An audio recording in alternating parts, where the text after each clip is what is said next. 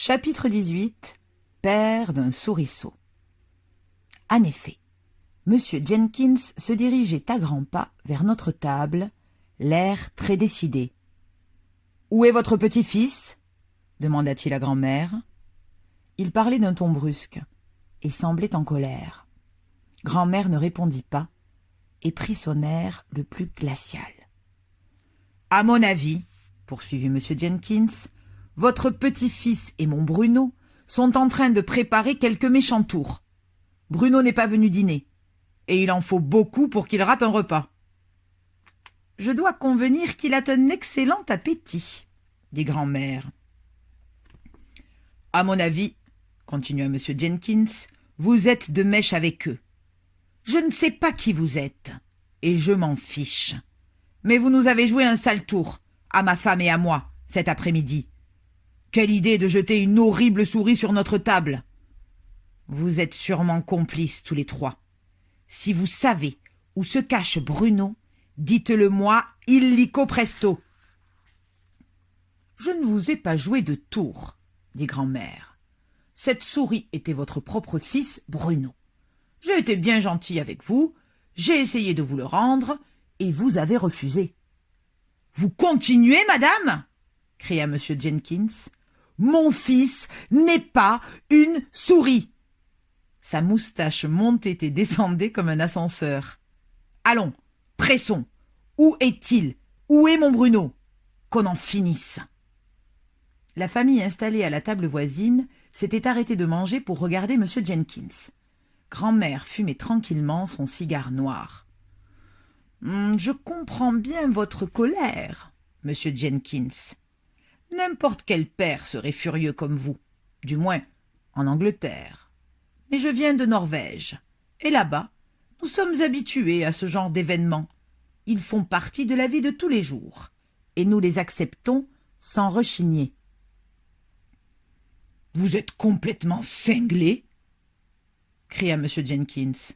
« C'est la dernière fois que je vous le demande. Où est Bruno ? Si vous ne me le dites pas sur le champ, j'appelle la police. »« Bruno est un souriceau, » dit grand-mère. « Impossible » hurla M. Jenkins. « Bruno n'est pas un souriceau. »« Si, j'en suis un, » dit Bruno en montrant le museau. M. Jenkins sauta au plafond. « Bonsoir, papa » continua Bruno, qui souriait comme sourient les souris.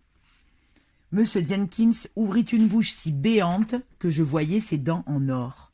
« Ne t'inquiète pas, papa, » poursuivit Bruno. « Ce n'est pas aussi terrible après tout. Tant qu'un chat ne m'attrape pas, ça va. »« Bruno » bredouilla M. Jenkins. « Plus d'école, » dit Bruno, souriant comme un âne, « plus de devoirs à la maison, et je vivrai dans le placard de la cuisine en me régalant de raisins secs et de miel. »« Mais, Bruno !» bégaya M. Jenkins. « Comment est-ce arrivé ?» Le pauvre homme avait le souffle coupé. « À cause des sorcières, » dit grand-mère. « Je suis un homme, » piailla M. Jenkins. « Mon fils ne peut pas être un souriceau. »« Et pourtant, c'est bien votre fils, » dit grand-mère. « Soyez gentil avec lui, M. Jenkins. »« Oh, Madame Jenkins va devenir folle !»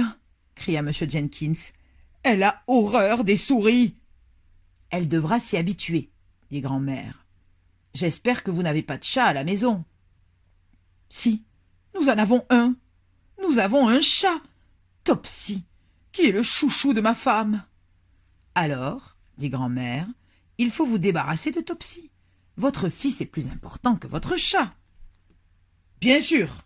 cria Bruno. « Dis à maman qu'elle se débarrasse de Topsy avant mon retour à la maison. » Maintenant, la moitié des clients de la salle de restaurant nous regardaient.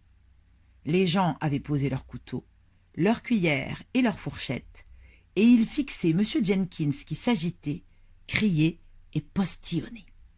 Comme ils ne voyaient ni Bruno ni moi, ils se demandaient la raison de ce tapage. « À propos, » dit grand-mère, « aimeriez-vous savoir qui a transformé ainsi votre fils ?» Elle eut un petit sourire diabolique et je devinai qu'elle était sur le point d'embarquer M. Jenkins sur un drôle de bateau. « Qui » cria-t-il. « Qui a fait ça ?»« Cette femme là-bas, » répondit grand-mère, « la toute petite en robe noire qui préside à la grande table. »« La présidente de la Société royale pour la protection de l'enfance persécutée ?»« Oh non, » dit grand-mère, « c'est la grandissime sorcière, la plus grande sorcière du monde. »« Vous affirmez que c'est elle, ce petit bout de femme ?